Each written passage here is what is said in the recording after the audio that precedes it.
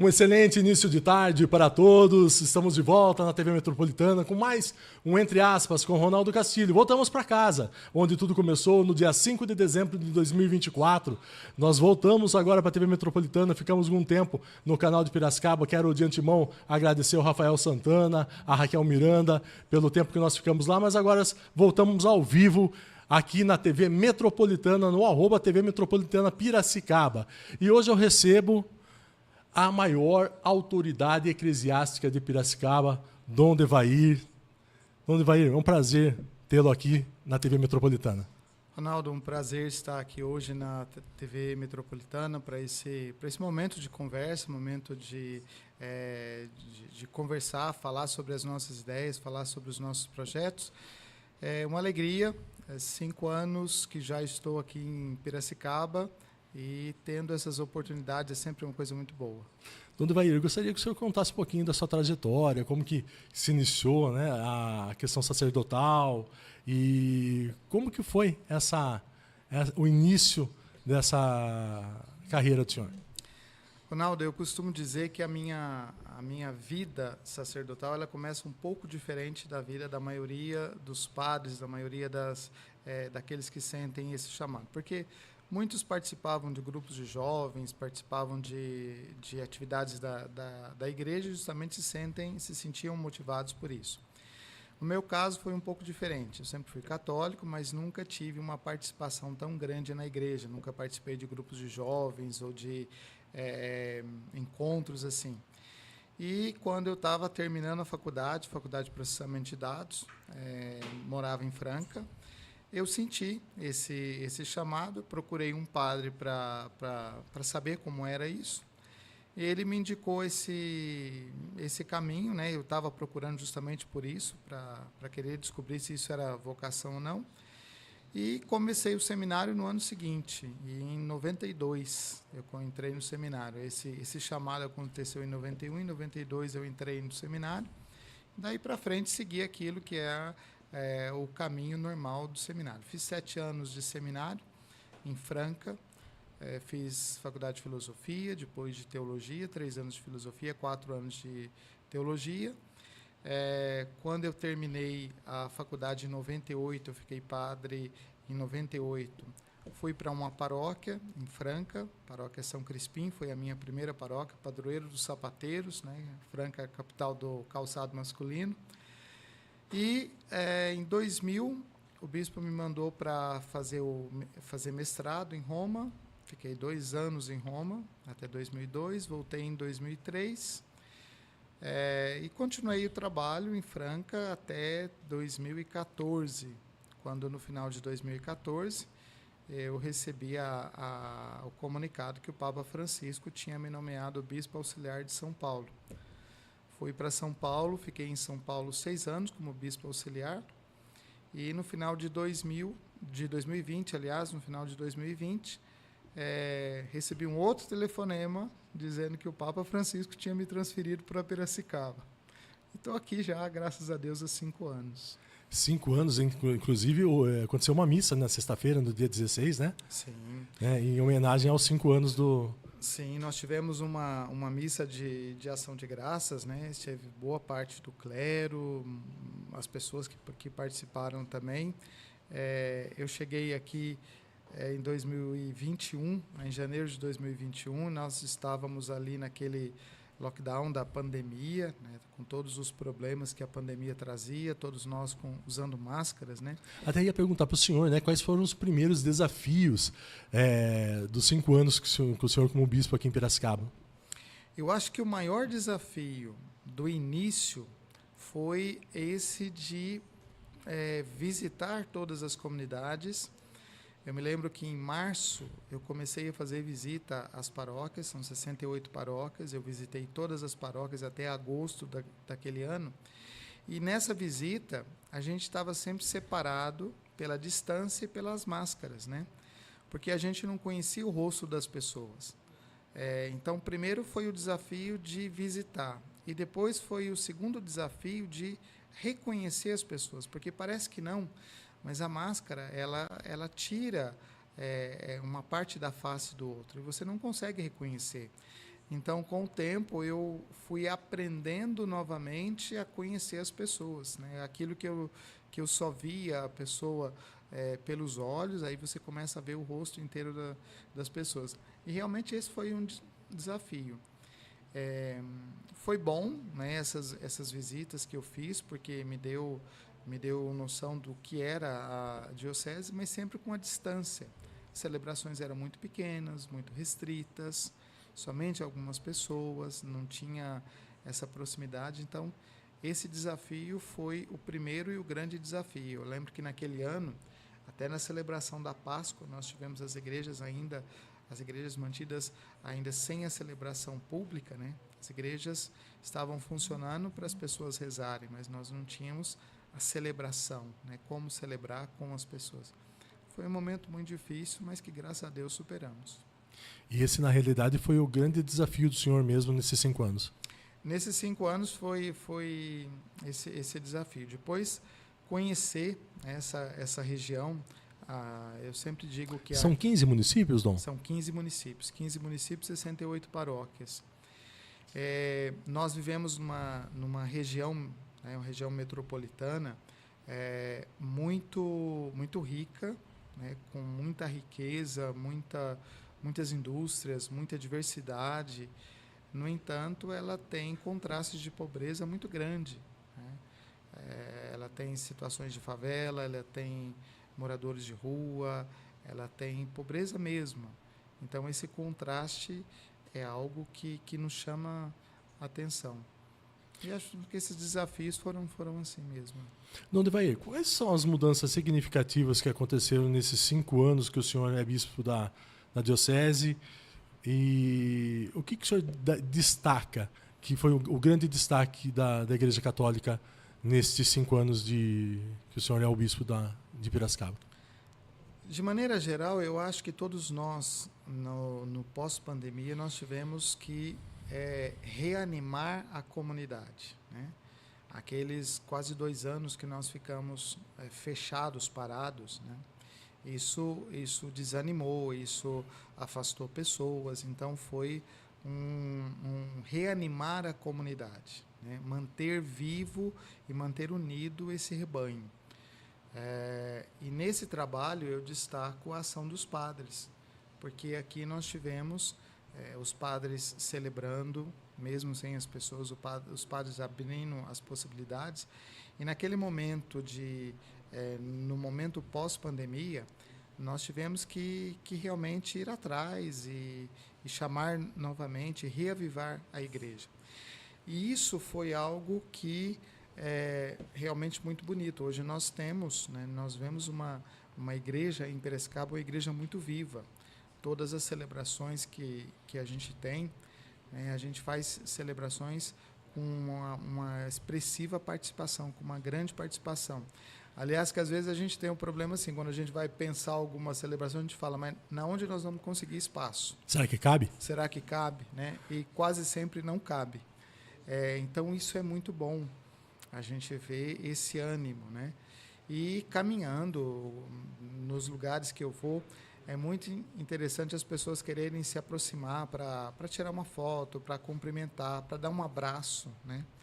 Às vezes as pessoas chegam assim e falam, bispo, eu só quero um abraço, né? E isso é algo assim espontâneo, você tem um momento de contato, de convivência. Eu acho que nesse momento seguinte à pandemia, esse foi um desafio que digo que nós conseguimos vencer e que nós conseguimos levar adiante. Hoje eu vejo uma igreja viva em Piracicaba, uma igreja muito animada em Piracicaba. O senhor adotou o lema Eleitos e Santos em Cristo. Fala um pouquinho sobre esse lema do seu episcopado. Esse lema ele nasce da oração, da surpresa e poderia dizer até de uma certa angústia, né? O dia que eu recebi o telefonema do núncio dizendo que o Papa Francisco tinha me nomeado bispo auxiliar de São Paulo. Qual que é a sensação, Dom? Foram 2 surpresas e 2 coisas assim. Primeiro, a de ser bispo, e depois ser bispo na cidade de São Paulo, que eu não tinha nenhum relacionamento com a cidade. Franca é uma cidade um pouco menor que Piracicaba, mas é uma cidade de interior, né? E, de repente, pensar em São Paulo, né? A maior metrópole da América Latina, uma das maiores arquidioceses do mundo, né? Trabalhar com outros bispos. Então, é uma sensação assim, será que é isso mesmo? Será que sou eu mesmo? Será que isso é verdade? Né? Eu confesso que até no outro dia eu fiquei com essa coisa assim, será que isso é verdade mesmo? Né? Será que não foi trote? Será que não foi trote? Né? E naquele dia, naquela segunda-feira, quando eu recebia o telefonema, eu fui rezar na capela da casa paroquial e tinha esse cântico do livro de Efésios, da carta aos Efésios. E ali tem essa citação. E eu tomei essa citação, né? Eleitos e santos em Cristo, porque sem essa eleição, sem esse objetivo de santidade, que é o seguimento de Cristo, nada é possível na nossa vida, né? Então, aquilo que nós não conseguimos humanamente, nós conseguimos nessa adesão ao projeto de Cristo. Então, para mim, foi um momento assim, de oração, de surpresa, mas também de angústia. Será que é verdade? Será que é isso mesmo? Como vai ser? Né? Esse como vai ser, que é uma angústia natural de toda pessoa. Né? Aquilo que é novo, aquilo que vai acontecer é algo que a gente não tem controle. E se isso não tem controle, se nós não temos o controle sobre isso, isso nos causa uma angústia, né? Medo, receio, angústia. Mas depois as coisas vão se ajeitando. Né? Mas vamos enfrentar o desafio, né? Vamos enfrentar o desafio, não sozinhos, né? Certamente amparados em Cristo, daí eleitos e santos em Cristo, amparados em Cristo, é que a gente consegue fazer esse caminho.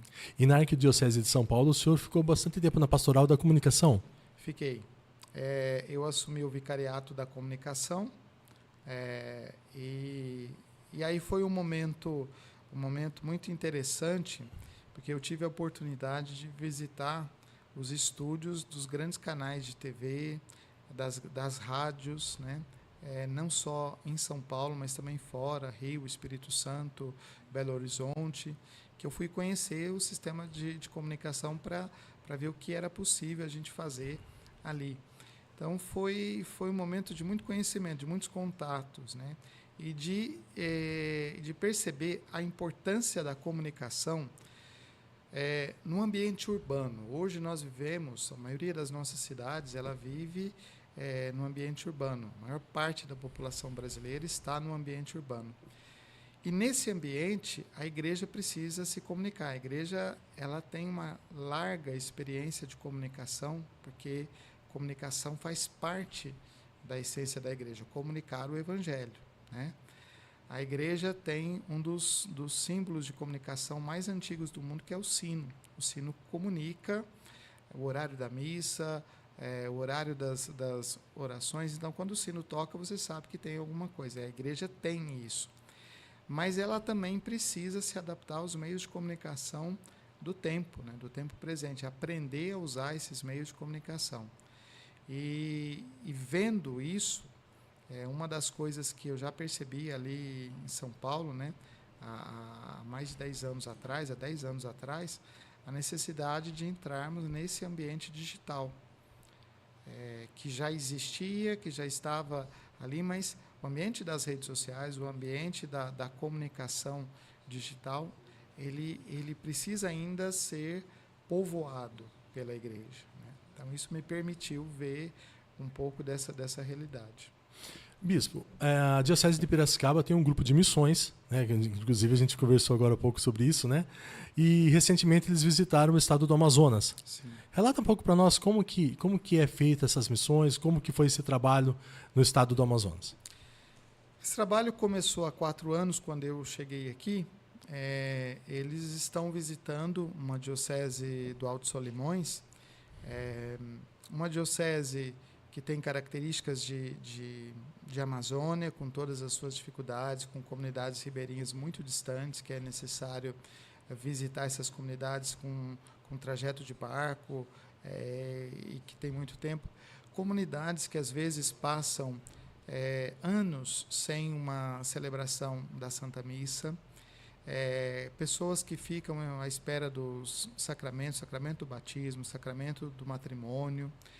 Então surgiu dessa necessidade que tinha lá, mas de um contato também que o padre Danilo já tinha lá nessa região. Na época ele era formador, e ele ia para essa missão, e eu falei, por que não levar os seminaristas juntos?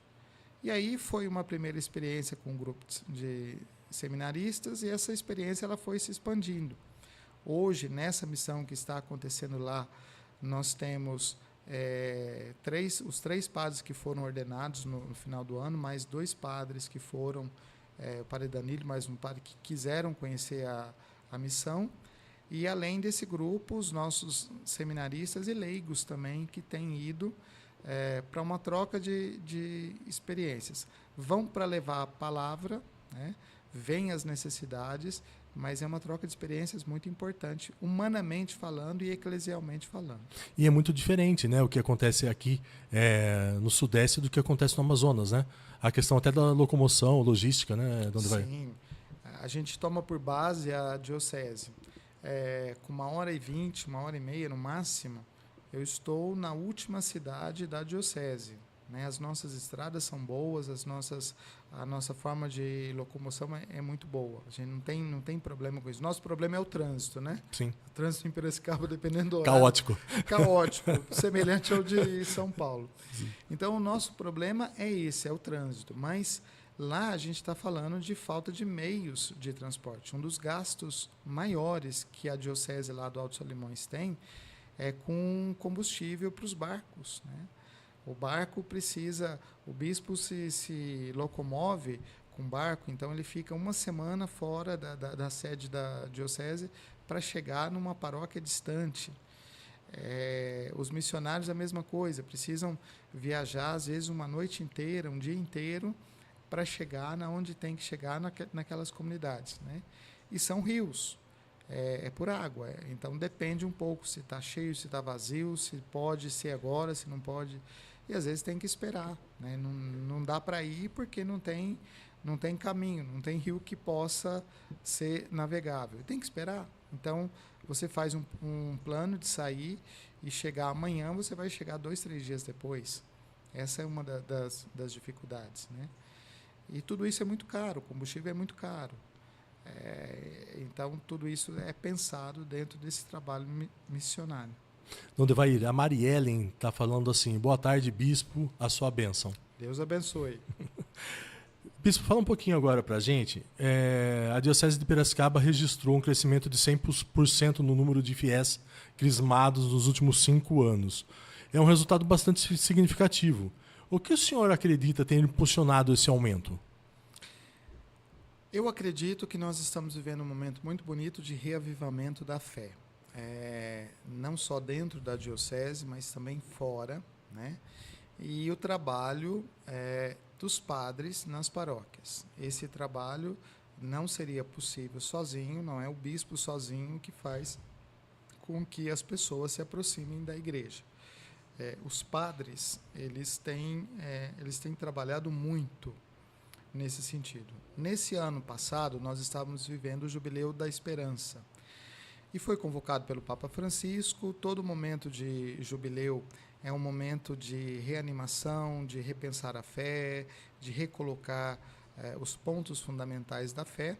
E dentro disso nós eu fiz um convite aos padres, né, para que animassem as comunidades no sentido de pessoas, de adultos que não eram crismados, a fazer nesse ano o seu crisma. E eu confesso que quando nós começamos a conversar sobre isso, quando eu pensei sobre isso e a gente começou a dar os passos nesse sentido, a minha ideia é que nós teríamos ali 600, 700 pessoas no máximo. Então, a gente estava pensando num lugar que coubesse aí em torno de 3.000 pessoas, né? Contando familiares, padrinhos e tudo. E, no final das contas, nós tínhamos quase 1.700 pessoas para a celebração do Crisma. Quase 1.000 pessoas a mais do que vocês tinham planejado. Pois é, e foi uma coisa assim que nos surpreendeu. Positivamente, adesão, né? Positivamente. Então, nós tivemos lá quase 1.700 pessoas. Então, a gente tinha que preparar um lugar para 1.700 pessoas, 1.700 padrinhos e, pelo menos, mais 3.000 familiares. Então, nós tínhamos um espaço para 7.000 pessoas. E a dificuldade foi que a gente não tinha esse espaço. Em Piracicaba, a gente não tem um espaço coberto capaz de acolher esse número, 7.000 pessoas, né? Então, nós tivemos que... Aí nós pensamos em Rio Claro, depois nós pensamos em Santa Bárbara, que foi onde aconteceu. Mas eu acho que esse reavivamento ele é muito autêntico, porque muitos jovens, né, adolescentes que estão fazendo o sacramento do crisma, às vezes têm os pais que não fizeram.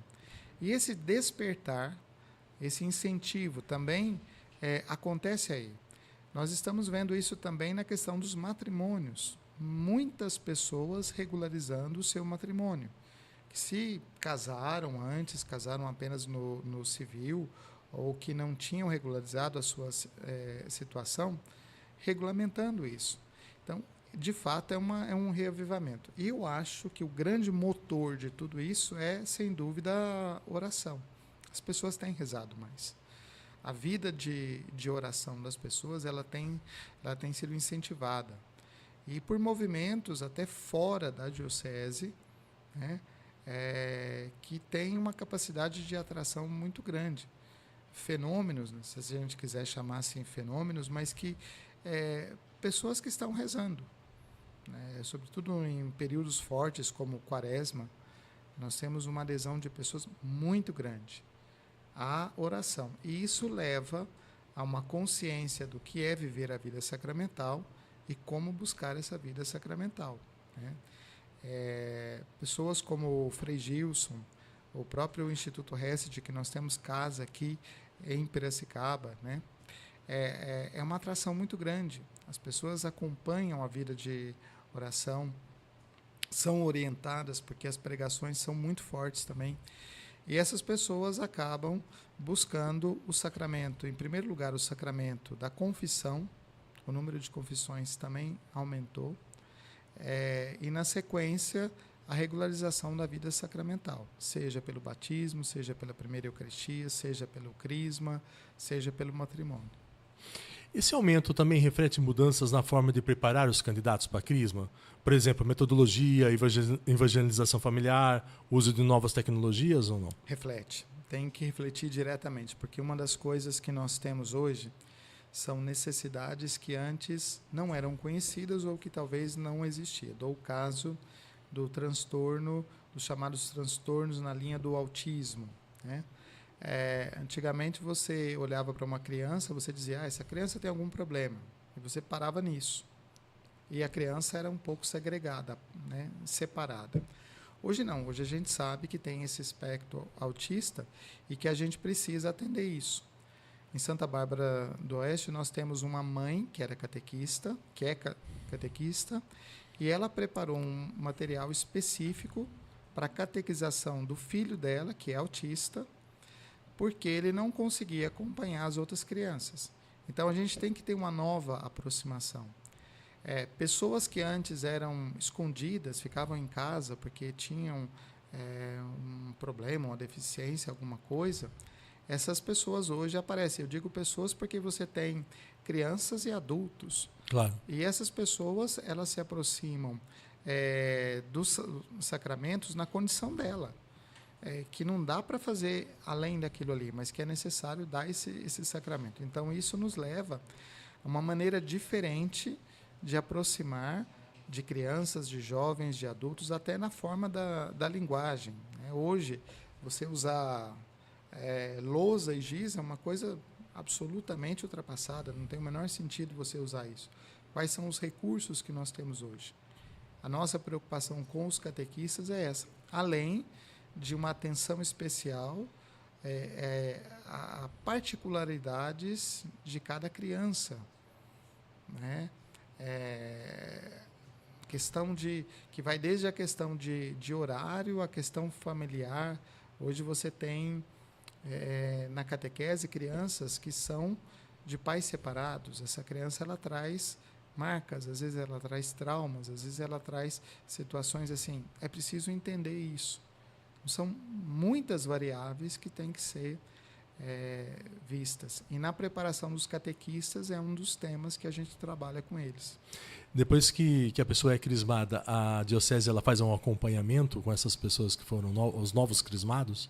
As paróquias, em geral, têm esse acompanhamento. Uma coisa que eu tenho percebido é o seguinte: na crisma de adultos, a maioria dos adultos crismados já são pessoas engajadas, já são pessoas que estão vivendo a sua fé dentro da igreja.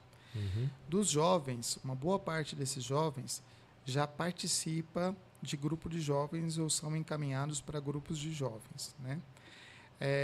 Com os jovens, acho que um dos maiores obstáculos é que no período do pós-crisma, ou quando passa esse período de crisma, muitos desses jovens estão na vida acadêmica, estão se encaminhando para uma faculdade, às vezes mudam de cidade.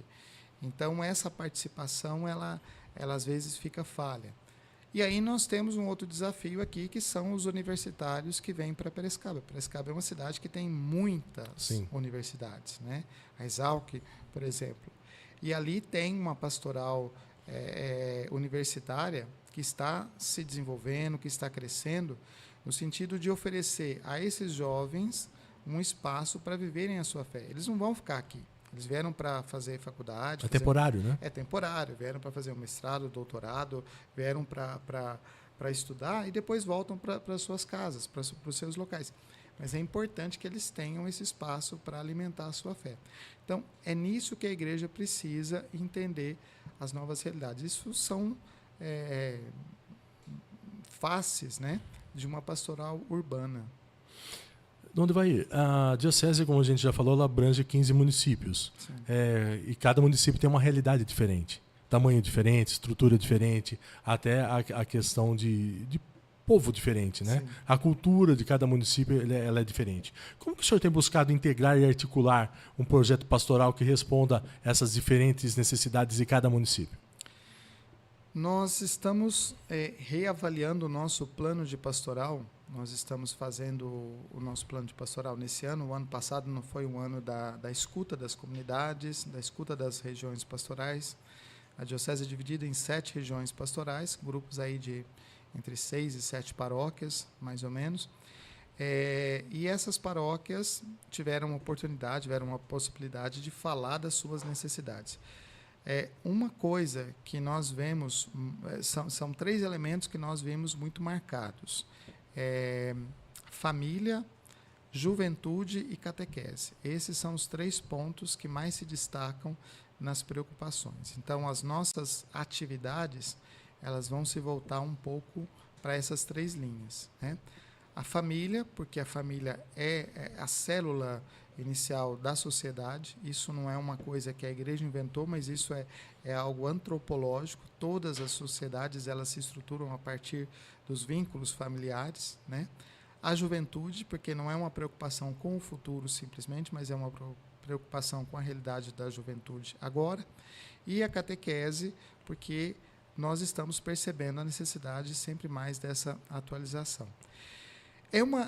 A diocese ela tem uma área urbana muito maior do que a área rural. Nós temos muito poucas pessoas que vivem nessa área rural, mas ainda temos comunidades rurais. E nós temos cidades que são muito diferentes, né? Temos cidades onde as pessoas quase que vão para dormir, mas moram perto de uma outra cidade e vêm para trabalhar. Piracicaba está cercada de cidades, e ela tem até núcleos, tipo bairros, né, que são assim. Então, as pessoas moram ali, mas trabalham na cidade grande. E temos cidades que são mais de um contexto rural. Nós precisamos entender o que é específico de cada lugar. Temos que ter um plano de pastoral que nos ajude a trabalhar tudo isso. Mas eu acho que o elemento mais desafiador para a igreja hoje é perceber que mesmo no ambiente rural, nós estamos vivendo uma realidade urbana. As pessoas que moram nos sítios, nas fazendas, nas chácaras, eles têm tudo de cidade. Eles só moram geograficamente num outro espaço. E como a gente chegar até lá, né? não só em questão de celebração, mas em questão de sacramentos, de facilitar isso, e como trazer essas pessoas para uma vivência comunitária. A vida comunitária, ela é mais do que só a celebração. Ela é também você fazer as pessoas se sentirem como membros de uma grande família, né? Com as suas diversidades, com as suas particularidades. Piracicaba tem coisas assim. Nós estamos agora vamos celebrar esse ano os 200 anos da festa do Divino. Isso, exatamente. Em julho, né, Dom? Em julho. Essa é uma festa que ela nasce num contexto muito rural, mas você percebe que essa festa ela se manteve dentro da cultura urbana. Ela tem o espaço dela, ela tem as características dela, né? Ela tem a derrubada dos barcos, o encontro das bandeiras. Das bandeiras. A procissão que se faz, aquela procissão é bem interessante, porque ela vem pela Rua do Porto, né? Ela vai e volta pela Rua do Porto, e ela passa no meio ali do espaço onde estão os restaurantes, os bares. Então, isso se mantém. E a gente precisa entender que essa espiritualidade está viva, não é só a catequese, a reunião que acontece na igreja, mas isso também é vida da igreja. E temos outras festas que acontecem assim, temos outras expressões. Então, como unir tudo isso? Participando. Eu procuro, o máximo possível, estar presente nessas celebrações, nesses acontecimentos, nesse contato com o povo. Eu acho que essa presença é a forma de união. Eu também estou sabendo que o senhor é bem ativo no meio digital, né? Já que o senhor trabalhou com a Pastoral de Comunicação, né? Dom Devair já ultrapassou 100 mil seguidores no Instagram. Comenta um pouquinho sobre isso, Dom Devair. Essa questão do Instagram, eu comecei com o Instagram quando eu estava em São Paulo. Eu fazia pequenas publicações todos os dias, assim, com alguma coisa muito simples, né? E um dia, um grupo de comunicadores aqui da cidade, junto com um seminarista, né, começaram a questionar, falaram assim, mas o senhor não pensa em usar esse espaço? Eu falei, o que seria usar esse espaço? E aí, a partir disso, eu comecei a usar esse espaço para outras atividades. Então, eu comecei com o Instagram, né, com publicações, com pequenos vídeos. Depois, também já estendi para um comentário diário da liturgia no Spotify e um canal no YouTube. Com essas publicações, com vídeos, com catequeses, com momentos orantes, porque são coisas que alimentam a fé das pessoas. E, ao mesmo tempo, existe a possibilidade de você falar às pessoas, né? No sábado passado, a gente publicou um vídeo, né? Esse vídeo já passou de 70 mil visualizações. Aí a gente pensa, olha, é um número muito expressivo, porque eu não consigo falar para 70 mil pessoas sempre, mas eu consigo falar para esse número de pessoas dessa forma. E o comentário diário tem muitas respostas, né? Tem muitas pessoas que interagem. Na medida do possível, eu vou comentando isso. Uhum. E, de fato, a partir disso, nascem questões, nascem perguntas, nascem orientações. Tem pessoas que pedem orientações muito sérias, tem pessoas que pedem orações. E essa interação, né, ela é muito boa. Então, por isso que eu digo que o meio digital é uma ferramenta muito importante. 100 mil pessoas não é pouca coisa, né? Dom Devair, a Diocese de Piracicaba viveu um momento histórico com a consagração solene a São Miguel Arcanjo. Isso foi em julho, né? Em Santa Bárbara do Oeste, recebendo a imagem peregrina do Monte Gargano da Itália, iniciando aí uma peregrinação nacional. Fala um pouquinho sobre o que aconteceu. Esse projeto nós começamos a pensar em janeiro do ano passado, no encontro de São Miguel que teve na Canção Nova com o Instituto Hesed, e nós conversávamos ali de uma possibilidade de uma peregrinação de uma imagem de São Miguel Arcanjo. Nós conversamos sobre isso, planejamos essa viagem para Monte Gargano, para buscar essa imagem, e sinceramente nós não tínhamos ideia do alcance, de onde ia chegar essa iniciativa. Então, eu fui com as irmãs do Instituto Hesed e o padre Emanuel Maria também, fomos a Monte Gargano buscar essa imagem. A experiência ali foi uma experiência muito profunda, né, de graça de Deus, de presença de Deus, quando nós trouxemos essa imagem. E Piracicaba foi a primeira diocese a ser consagrada. Nós chegamos na sexta-feira e no sábado foi a consagração a São Miguel. Nós já estávamos cansados, mas a gente chegou e vamos fazer. E para nós foi uma surpresa, porque nós esperávamos uma grande movimentação, mas nós tivemos caravana que veio do Mato Grosso.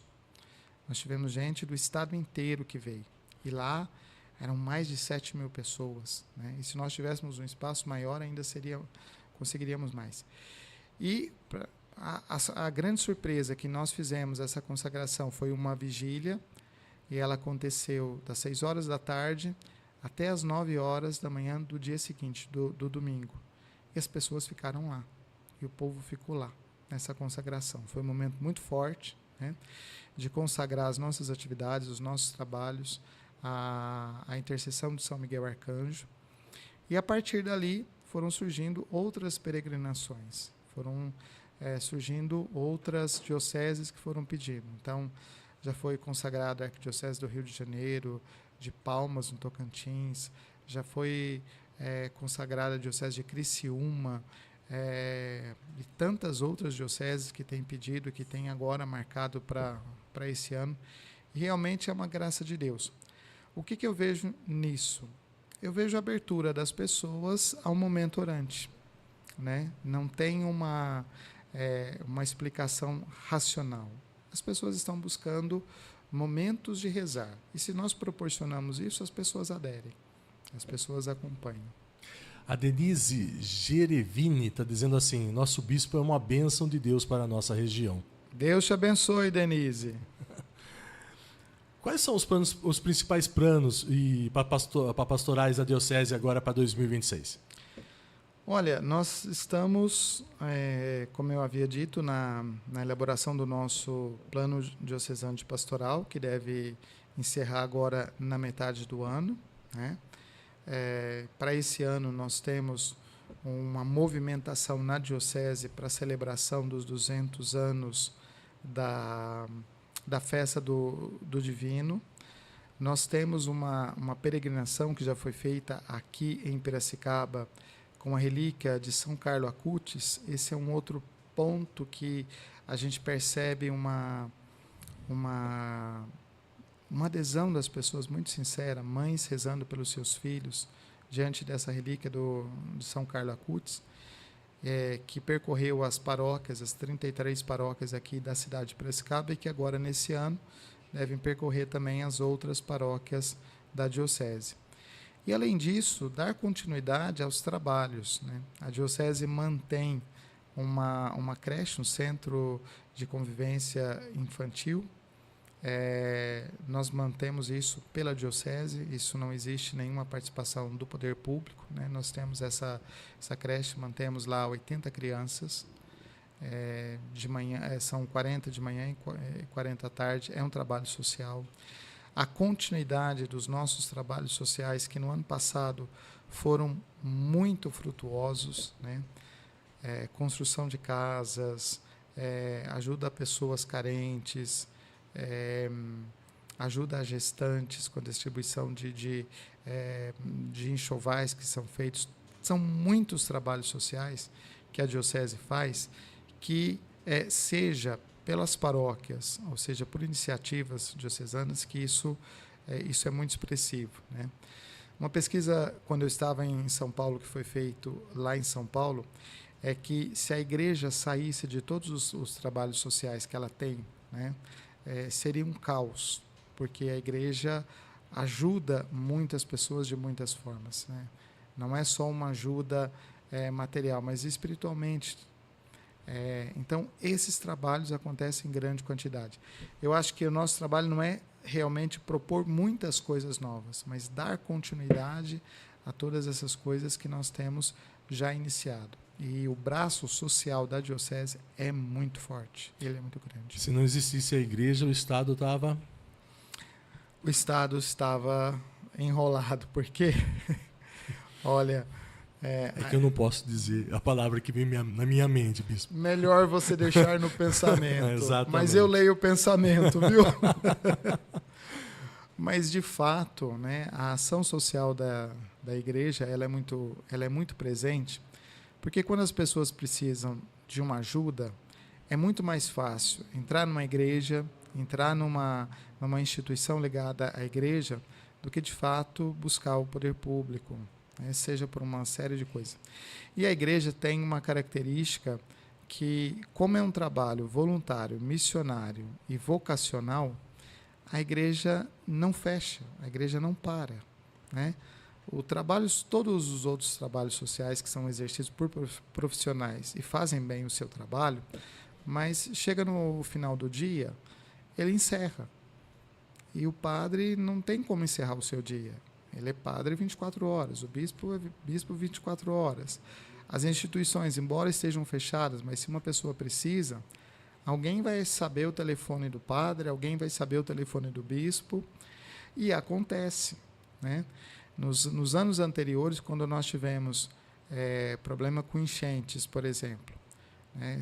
Aqui em Piracicaba, mas ali em Capivari, Rafar, quando nós tivemos aquele problema das enchentes lá, imediatamente a gente fica sabendo, o bispo fica sabendo. Então, o que o bispo vai fazer? O que nós vamos fazer? Né?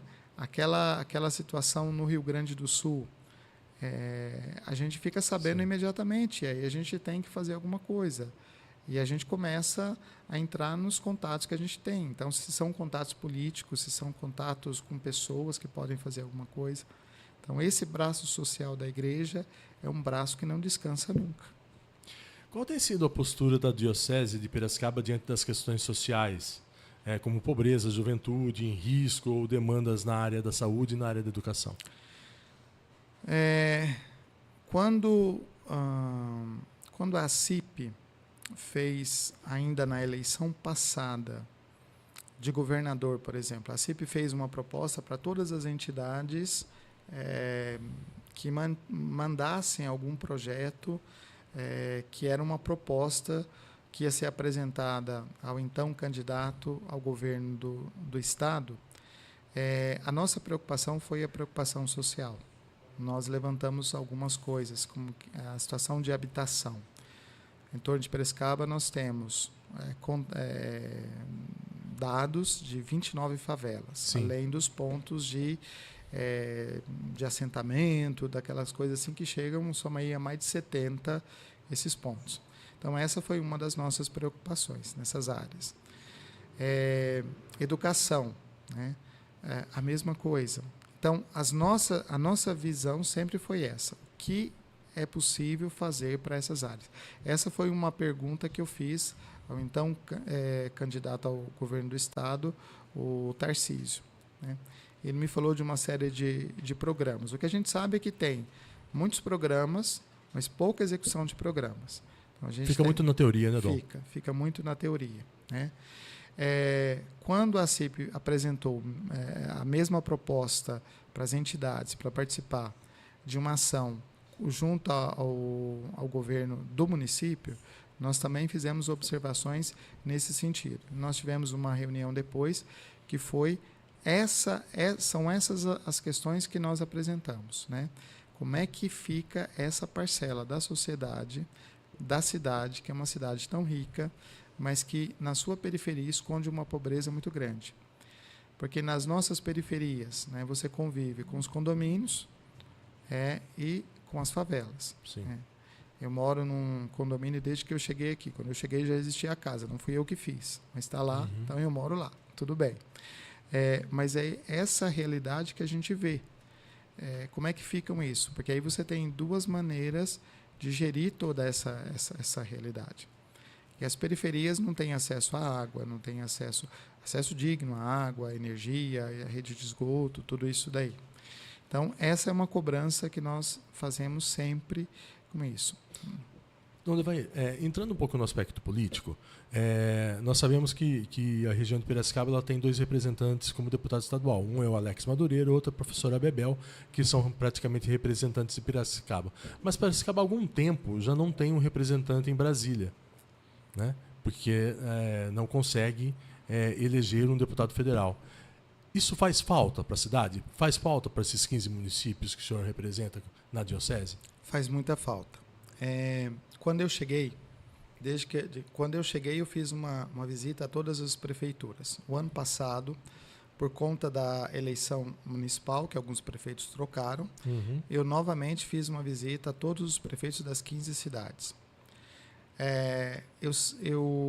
Na eleição do deputado Alex Madureira e do Elinho e da professora Bebel, eu convidei eles, depois da eleição, para uma conversa. Estiveram presentes o deputado Elinho Zanata e o deputado Alex Madureira.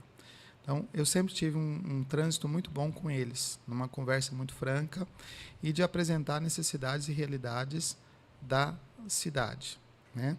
Dos quais nós tivemos sempre muita ajuda naquilo que eram projetos sociais interessantes. Inclusive, o deputado Alex Madureira tem um projeto que nós estamos fazendo para 5 cidades da diocese, que ele mandou uma verba agora, uns R$100 mil para cada município, para uma campanha com crianças que precisam de óculos. Então, nós vamos fazer esse projeto esse ano.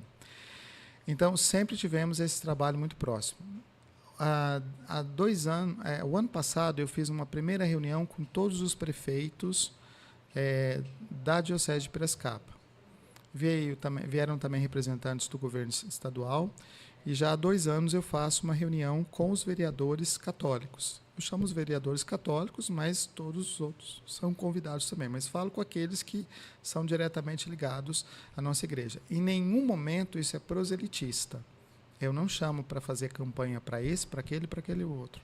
Mas eu chamo para colocar problemas reais e atitudes que sejam coerentes com aquilo que é a fé católica. Correto. Esse é o ponto. E esse tema do deputado federal é um tema que eu tenho reiterado, falado sobre ele.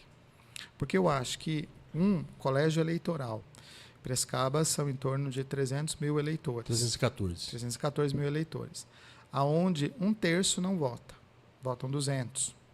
Mas 1/3 desses votam em candidatos fora da nossa região. Sobram 100.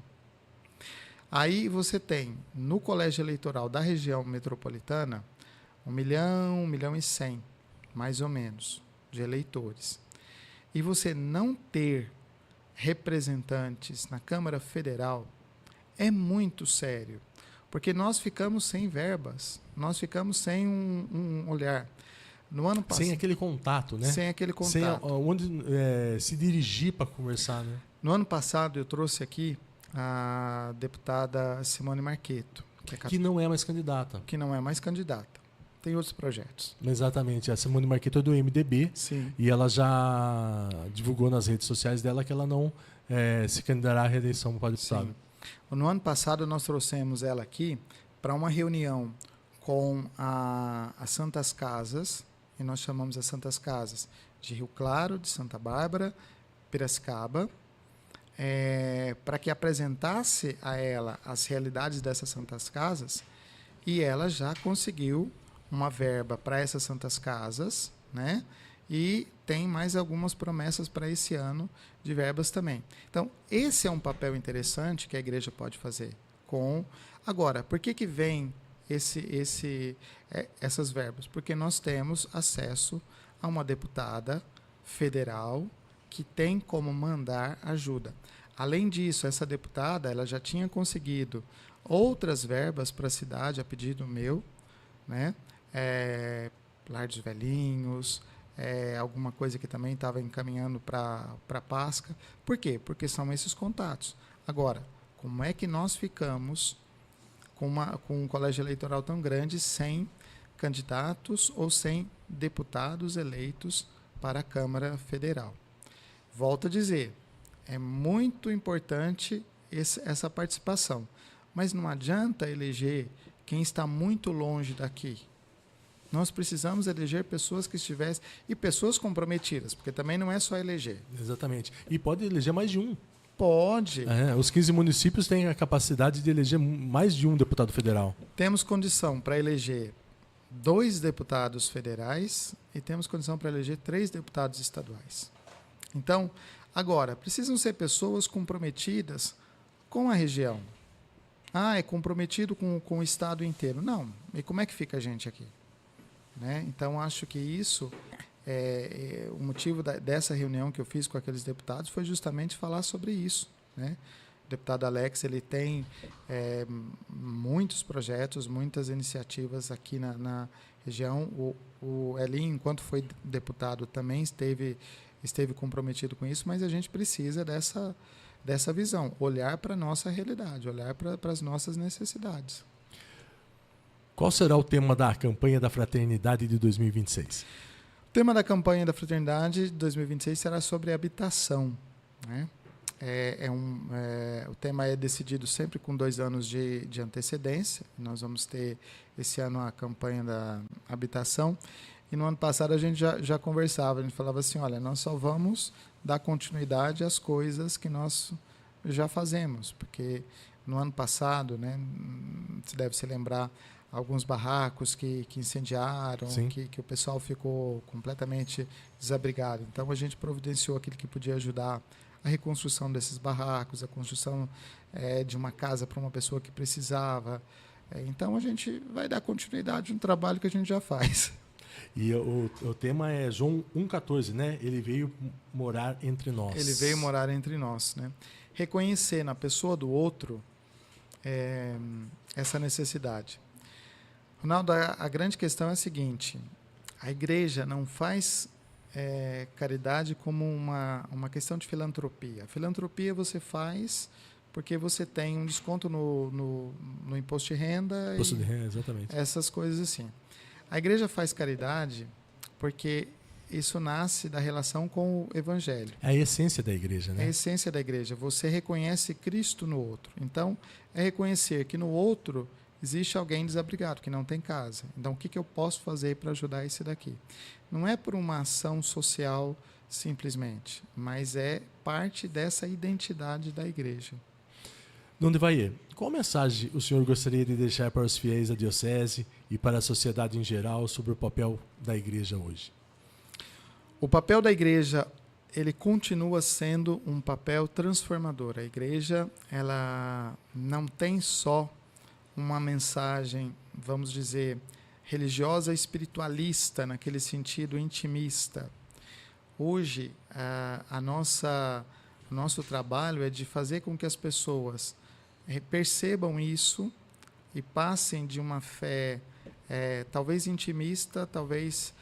Porque nós vivemos num tempo marcado pelo egoísmo, pelo egocentrismo, passar dessa realidade para essa compreensão de que a fé nos leva a trabalhar, a nos integrarmos na sociedade. Não é uma fé que nos isola, mas é uma fé que nos compromete. Acho que esse é o ponto essencial.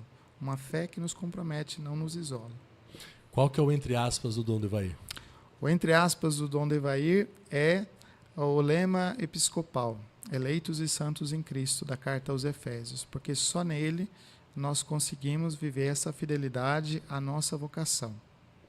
Dom Devair, eu queria agradecer 1 hora que a gente está conversando aqui já. Olha só que coisa boa, né? Um papo gostoso que vai longe. Vai rápido, né?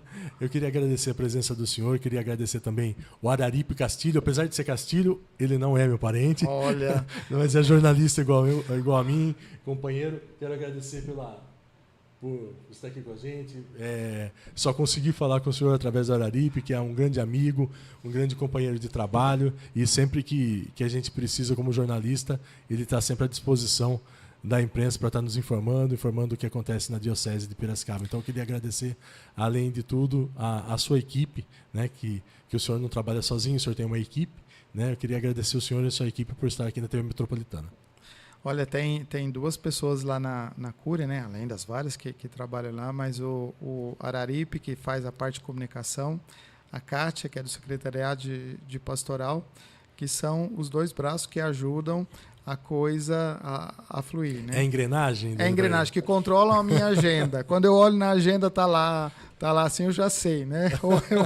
Tem as mãos deles ali que vão ajeitando tudo, mas é sempre muito bom a gente ter pessoas que trabalham assim com a gente e que nos ajudam, né? Nessa vivência do nosso ministério. São pessoas comprometidas, né? São pessoas comprometidas. Graças a Deus, na Cúria nós temos pessoas muito comprometidas com o trabalho. Só para encerrar, a diocese hoje conta com quantos padres?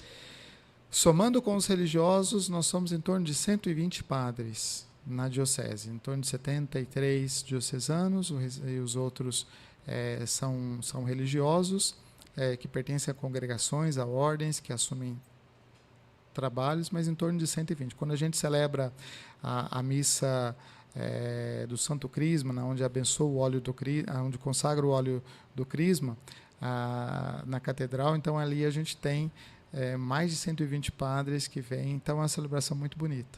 Bispo, eu já sei a resposta, mas eu tenho uma pergunta para a gente encerrar. Os piracicabanos falam que tem 2 feriados religiosos em Piracicaba. Um no dia 13 de junho, que se comemora o dia de Santo Antônio, que é o padroeiro da cidade. E aí no dia 8 de dezembro também é um feriado religioso em que se comemora a padroeira, né? Que é a Imaculada Conceição. É isso?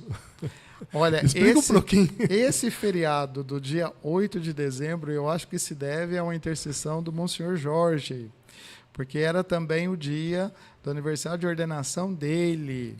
Eu não sabia disso. Ele tinha muita devoção à Nossa Senhora. Uhum. Então ele conseguiu. Já tínhamos o feriado de 13, né, de 13 de junho, e aí ele conseguiu, de alguma forma, lá no passado, eu não sei exatamente como, mas ele conseguiu isso. Quando eu conheci ele, eu cheguei na casa dele, aí eu entrei, ele muito, muito alegre, né? Ele torcedor fanático do Corinthians. Isso que eu ia falar. Eu falei para ele, Monsenhor, o senhor tem um defeito. Ele falou, qual? Eu falei, né, eu brinquei assim com ele, mas ele era uma pessoa muito assim espirituosa, espiritualizada também, né? Um homem muito, muito assim de uma vivência da fé, e da história que eu sei, esse feriado se deve a essa intercessão dele. Famosíssimo na Vila Resende. Famosíssimo na Vila Resende, né? São figuras que passam, e são figuras que fizeram icônicas, muito bem. Né? Sim. São figuras icônicas, né? Sim, é ele na Vila Resende e o Nardini do lado de cá. O Monsenhor Nardini, que também as pessoas se lembram muito dele. Então, eu ouço as histórias desses dois e o número de pessoas que passaram com eles. Ele chegou a fazer casamento do filho de quem ele tinha batizado. Ele tinha batizado, a pessoa já estava casando, já estava batizando os netos. Então, ele ficou ali uma vida toda, né? O meu irmão pediu para o senhor mandar um abraço para ele. Ele está na França, ele está em Paris. Rodolfo Castilho. Rodolfo Castilho, Deus te abençoe. Aproveite os corações da França, mas os nossos são melhores. E ele está trabalhando lá. Ele é católico, fervoroso, trabalha como servo lá, está trabalhando lá na Igreja Católica lá. Que bom. E o Entre Aspas com o Ronaldo Castilho vai ficando por aqui. Nós voltamos na próxima terça-feira, às 17h30. Agora é ao vivo, pela TV Metropolitana. Conto com vocês, espero vocês para mais uma entrevista. Fiquem todos com Deus e até a próxima terça-feira.